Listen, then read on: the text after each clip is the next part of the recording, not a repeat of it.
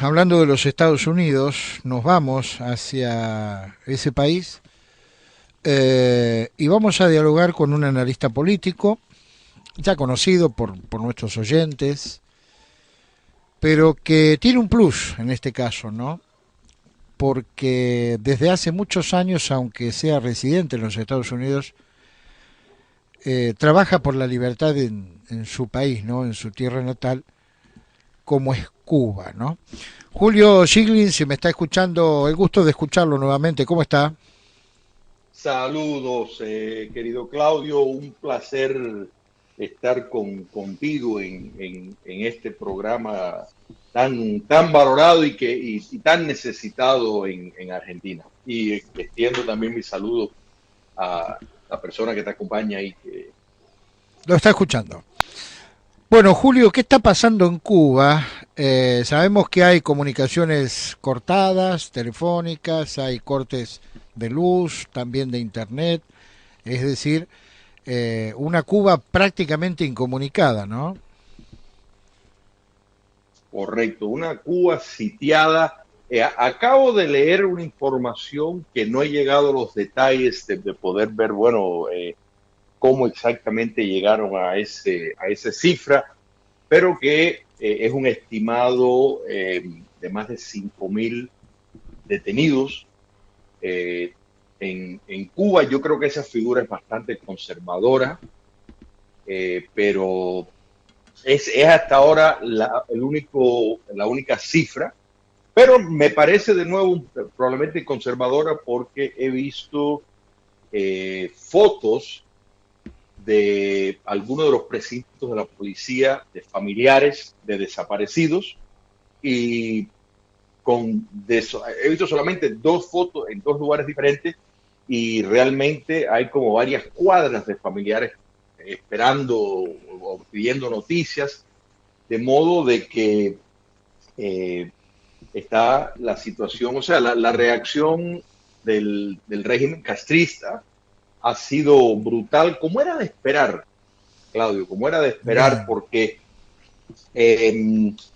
lo que ocurrió el domingo 11 de julio para una dictadura, para un régimen totalitario, es su peor pesadilla en cuanto al modelo prototípico, porque regímenes de dominación total requieren tener todos los espacios públicos limitados, porque con eso pueden, en efecto, neutralizar la espontaneidad. Entonces, esa necesidad de poder predecir los eventos, de poder saber dónde tus enemigos o enemigos percibidos, qué van a hacer, qué están haciendo, hacia dónde van, qué pueden hacer, les permite el lujo de cada vez que se han reunido en público más de 10 personas y existen reclamaciones Uh -huh. de mejorías en los derechos, hasta quejas de agravios naturales, enseguida vienen las fuerzas políticas con turbas paraestatales para dispersar y evitar que se formen grandes manifestaciones. Julio, Lo que ocurrió el domingo. nos interesaría poder chequear dos o tres datos que tenemos aquí, habida cuenta de que la Uh-huh. información que llega a la Argentina es muy dispar, usted lo comprenderá. Hablábamos Claro. de más de 5.000 detenidos, usted nos comentó esto al inicio del diálogo, pero también de más de 100 desaparecidos y un fallecido ya. ¿Nos puede confirmar esto o todavía, digamos, está Son todo en veremos? los mismos reportes, o sea, los mismos reportes, eh, el, juzgando por las fotografías de diferentes personas, esa cifra puede ser bastante conservadora. Y te explico cuál es el gran problema de esto, Claudio. Precisamente lo hermoso de todo lo que ocurrió, y digo hermoso porque realmente es algo grande cuando un pueblo cautivo se levanta y dice basta ya. porque aquí no estaban pidiendo visas para entrar a los Estados Unidos, no estaban pidiendo pechugas de pollo, bistec, papel higiénico, estaban pidiendo libertad y estaban reclamando abajo el comunismo. Entonces, esto es fundamental. Casi todos los que estaban en esas marchas, como las fotos, tú te das cuenta, son personas que no militan en organizaciones o movimientos de oposición o disidencia. En otras palabras, son personas cuyos nombres no se saben. Entonces, lo relevante de eso es, por ejemplo, los medios extranjeros, los medios que están fuera de Cuba, los medios que están en el exilio, que conocen miembros de la oposición, es más fácil apuntar tal persona ha desaparecido, tal persona está detenido, porque es alguien conocido. Pero cuando es el caso, como en la gran mayoría, de una juventud que nadie sabe sus nombres, bueno, no digo nadie, sino los medios no los conocen. Y muchas de estas personas tal vez no tienen familiares en el exterior, de modo que ni siquiera pueden llamar a nadie, suponiendo que hubieran líneas de teléfono, llamar y decir, mira, mi hijo o mi hija ha desaparecido. Entonces, eso es lo que hace la tarea de recopilar la competición, la cantidad es difícil. Giglin, ¿qué se sabe de Raúl Castro? Habida cuenta de que cierta información habla de que se habría ido de Cuba o se habría refugiado en algún interior de la isla, ¿no? En algún lugar, digamos, más seguro para su integridad personal y de su familia. Bueno, sin lugar a duda, en el momento que esto ocurre, él es, o sea, las altas figuras de la élite dictatorial cubana son llevados a lugares más seguros. Por una razón sencilla, quiero estar claro, porque la pérdida de la espontaneidad pues, produce un clamor popular que sucedió y se pudo atestiguar en más de 50 ciudades. Sin embargo, el efecto colateral que esto puede desencadenar es un movimiento por las propias fuerzas armadas del régimen en ejercitar el derecho de rebelión, en otras palabras, descabezar a una tiranía que lleva más de 6 décadas. Entonces Raúl Castro es muy posible que esté en un lugar seguro, o sea, más seguro, pero no es que piensen que la población va a llegar a donde él está, porque está en lugares muy recluidos y muy resguardados, sino para evitar que si hay lo que se conoce como una revolución de palacio, pues que no lo vaya a llegar. Pero no creo que salió del país, aunque he escuchado eso, pero no se puede comprobar. Pero de que está en algún resguardo, precisamente evitando ese tipo de acción, sí. No, y no solo él, sino otras figuras relevantes al partido comunista y del poder político dictatorial. Dos preguntas más. La primera, aún así haya represión, ¿no?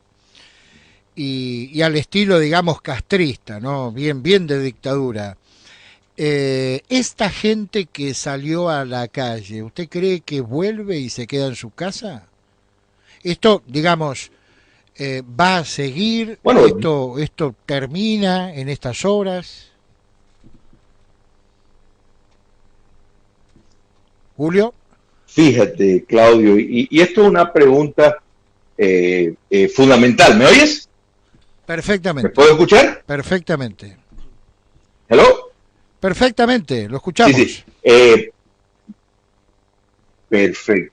Perfecto. Mira, es una pregunta fundamental, o sea, si esto es simplemente un fenómeno aislado y que todo volverá a la normalidad, o si esto establece un patrón, un nuevo paradigma del pueblo de Cuba. Y yo opto por esta segunda opción, porque sí se ha establecido un nuevo paradigma, y eso es que el pueblo de Cuba, en su mayoría, esa juventud que creció en cautiverio, y esto es muy importante, o sea, que nunca conoció la libertad, que creció ya bajo el dominio comunista, o sea, fue producto del adoctrinamiento, fue producto de todos los esfuerzos del castrocomunismo para reformular el hombre nuevo, ¿no es verdad?, que era el delirio del comunismo, fueron los que salieron a la calle y son los que se están enfrentando. Entonces, ese sentir de alcanzar el derecho natural de ser libre, eso es un punto de no retorno. O sea, más allá de que de nuevo, hasta ayer en la noche habían localidades que tenían manifestaciones, pero no obstante eso, el régimen es muy probable que va a lograr controlar de una manera brutal como lo está haciendo. Bien. Pero el gran dilema aquí es que los modelos totalitarios, Claudio, requieren controlar la información, los medios, para falsear lo que es la realidad. La gran necesidad de recursos de la dictadura cubana urge la entrada de dinero, por eso es que tolera el uso de celulares. No es que lo hacen para ser compasivo con el pueblo de Cuba, lo hacen porque eso, las recargas la paga básicamente desde afuera y es una de las fuentes de ingresos fundamental para el régimen. Entonces, pues toleran, es un mal necesario para ellos, pero eso le ha permitido al pueblo de Cuba romper el control monolítico y monopolista del régimen dictatorial. Bien. Entonces, sí, esto marca hay un antes y un después. Le hago la última.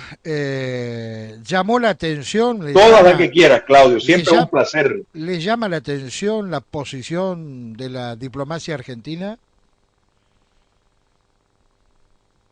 No, para nada, para nada. O sea, estoy seguro que el gobierno Kirchner-Fernández se tomará la partida igual que Vladimir Putin, igual que López Obrador, en estar al lado de la dictadura comunista de más de 6 décadas de Cuba. Se los debe. Recordemos que Cuba comunista entrenó, preparó, por ejemplo, directamente a los montoneros. Los montoneros fueron producto de Cuba comunista.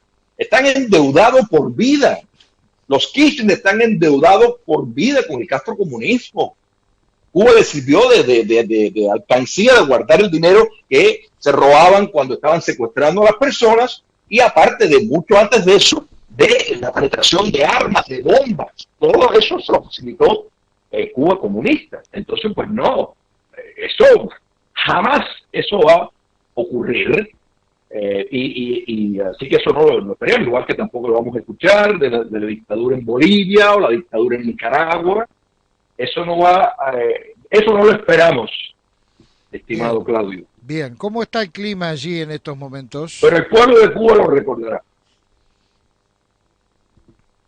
Hermoso, hermoso, un día soleado, pasado semanas de lluvia, pero días hermosos y todos saben, bueno, lo que ocurrió en Surfside, algo muy lamentable, muy triste, que por cierto es un área que viven muchos argentinos por esa parte, de modo de que en ese sentido la comunidad del sur de la Florida está entristecida por esa realidad, pero bueno, se está sobreponiendo y siempre contento. Y una de las cosas, y por eso siempre te agradezco el detalle de enfocar en Miami esas preguntas tan importantes, Claudio, es que Miami es no solo la capital del exilio cubano, venezolano, nicaragüense, boliviano, pero es también la segunda ciudad de los Estados Unidos donde viven más argentinos. Y aquí se quiere mucho a los argentinos, y aquí tienen siempre una casa.